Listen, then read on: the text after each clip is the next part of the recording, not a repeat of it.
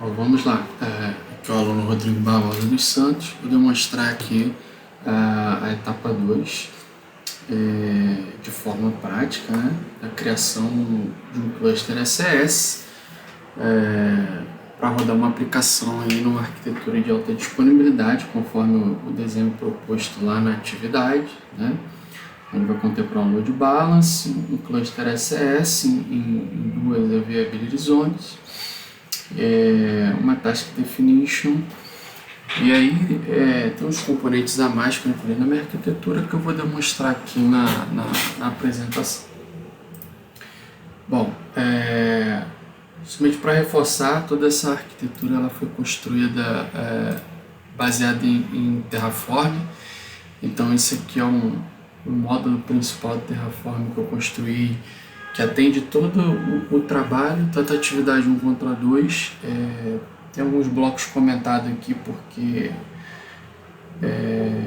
para economizar recurso aqui eu subi somente a parte do SS para fazer essa segunda parte.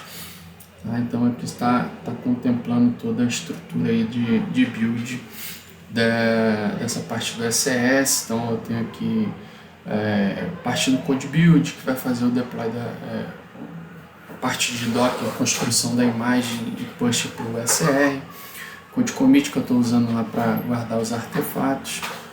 S2 aqui está na outra etapa, né, na atividade 1, o SR que é o register e as configurações aqui do cluster SS. Então aqui é só para dar um overview, esse repositório, o link dele vai estar lá no trabalho, tá? Acessível publicamente para avaliação. Então vamos lá. Inicialmente, tá, eu criei o cluster SS no modo privado, né, para garantir aí um ambiente mais seguro, né? O cluster que não esteja acessível publicamente, somente a aplicação através do load balance, né, do service lá que foi exposto. Então para fazer isso, né, eu vou demonstrar aqui, eu criei uma VPC, né, com base lá naquele código. A VPC é basicamente a mesma do módulo da atividade 1, né? Então aqui eu tenho a VPC, tá?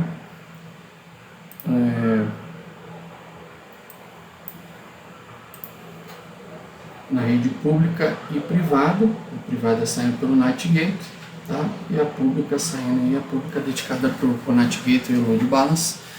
Só que para poder construir esse SS no modo privado, né,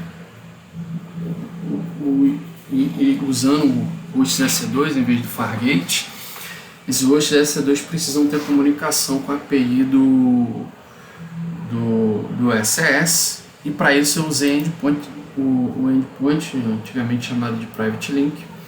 Então aqui são endpoints que eu criei, tá? Para quê? Esses endpoints, os hosts EC2 que estão na rede privada associada a esses endpoints estão, por exemplo, o endpoint do SS, tem aqui o domínio do SS, ele vai resolver a partir das subnets privadas aqui. Todos esses endpoints têm referência com uma rede privada. Para quê? Para que o cluster SS consiga registrar e se comunicar com as instâncias EC2. Então aqui, basicamente o cluster está criado, tá?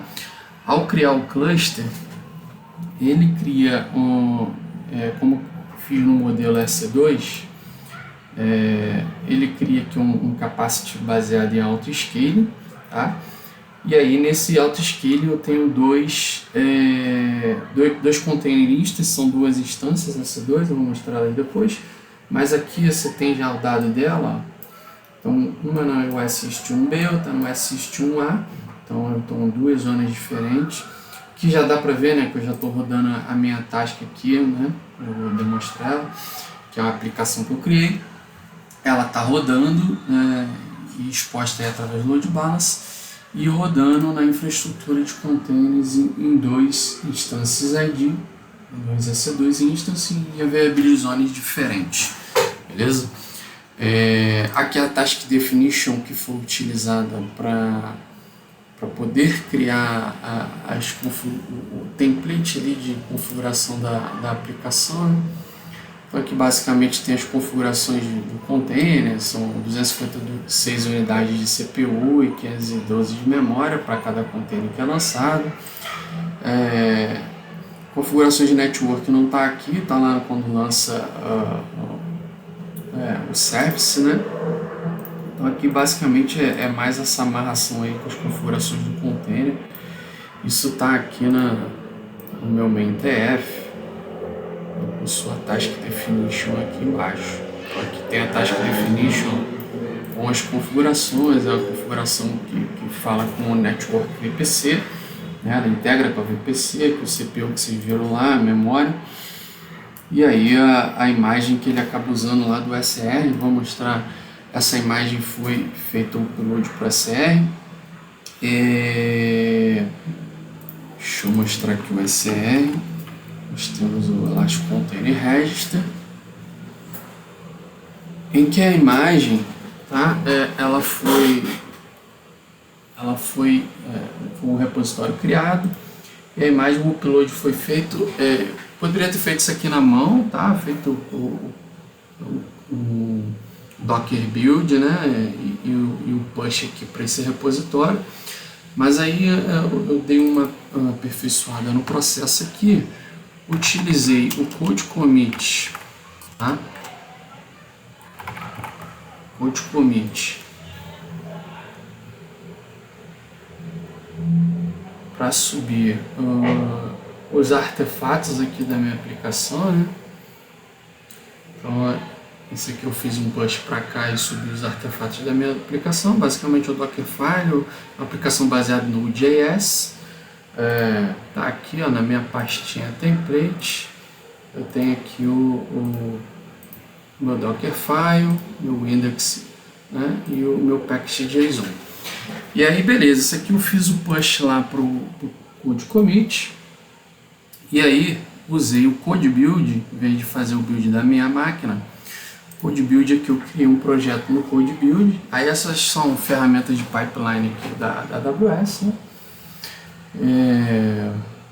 E aí usei o code build para fazer a construção da imagem, né? Que falhou porque deu um hit limit lá no Docker Hub. Mas aqui nesse processo aqui a gente já vê que deu tudo certinho.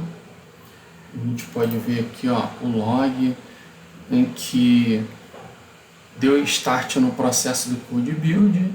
O code build fez o download da minha imagem lá do repositório SR, fez o login, né? Fez o login na CS, e aí rodou os comandos do repositório, iniciou o processo de build, entrando na fase de build. E aí aqui está buildando a imagem, ó, todo o processo, como se estivesse fazendo uma máquina local. E aí copiou os arquivos, fez o push lá para o meu SR, tá? E aí a imagem ficou disponível lá no SR. No SR,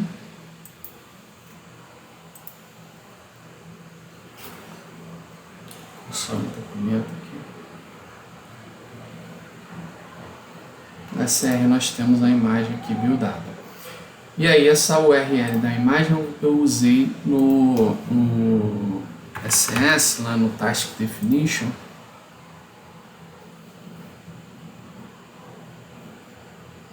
Aqui na Task Definition.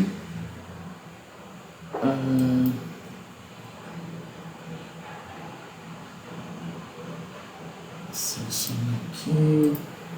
Acho que eu pedi de service.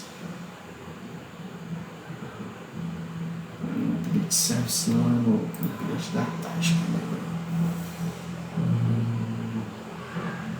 Cluster.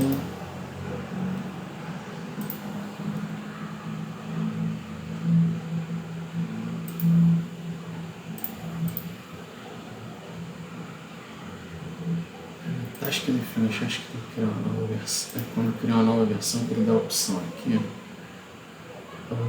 Create a new version. Continue version, que é só para mostrar aqui que você passa o parâmetro da imagem. Então aqui basicamente está a task definition que eu mostrei lá no Kubernetes, no Terraform Code. Então aqui as configurações e aqui passa a image, a URL da imagem. E aí ao criar o deploy, né? O deploy basicamente, não vou refazer aqui porque demora um pouco, mas você manda criar um service, só mostrar as etapas aqui. E aí o service, ele já preenche alguns campos automáticos, a quantidade de tasks, que são os containers que vão rodar, eu coloquei 2.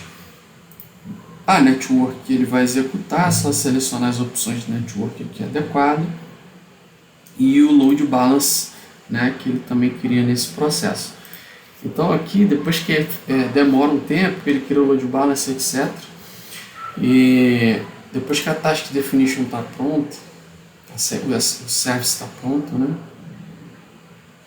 Você pode vir aqui em Configuration Network, tem aqui o endereço do load balance e aqui está a minha aplicação, né? Então você pode ver aqui, ó, container e tal, tem um IP aqui que é da instância que o container está rodando. Se eu dar um refresh aqui, ó, pode ver que muda o IP e a variable zone é diferente porque um está na rede 21 e o outro na 22, tá vendo?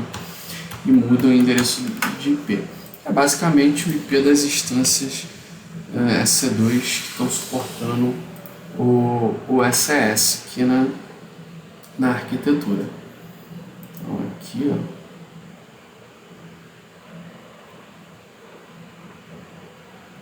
tá demorando.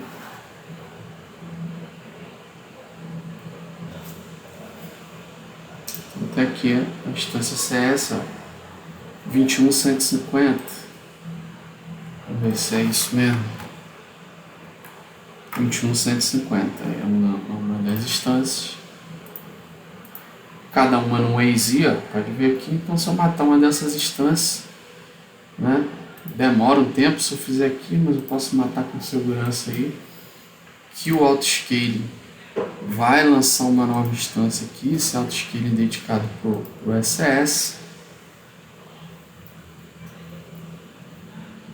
Então ele já está dando um update capacity aqui, ó, porque eu matei uma instância. Então aqui ele vai fazer toda a checagem dele e vai verificar a instância que está on health e vai lançar uma nova, né? Demora um tempinho, mas se a gente pegar a aplicação, eu matei uma delas, né? Então, por exemplo, container agora, ó, tô dando um Ctrl F5 aqui, ele só está batendo na instância 173, então a aplicação está altamente disponível, né, conforme a exigência lá do laboratório. E aí uma outra instância vai ser lançada aqui, como eu disse, demora um tempo. E, bom, para a tarefa 2 basicamente é isso aí. Acredito que eu não deixei de demonstrar nenhum toque. Demonstrei o SR, né, o container register, os adicionais ali que eu usei para pipeline, aplicação, o SES, load balance e o task definition. E a minha service rodando aí com a aplicação em alta disponibilidade em 2 regiões. É isso aí, muito obrigado aí.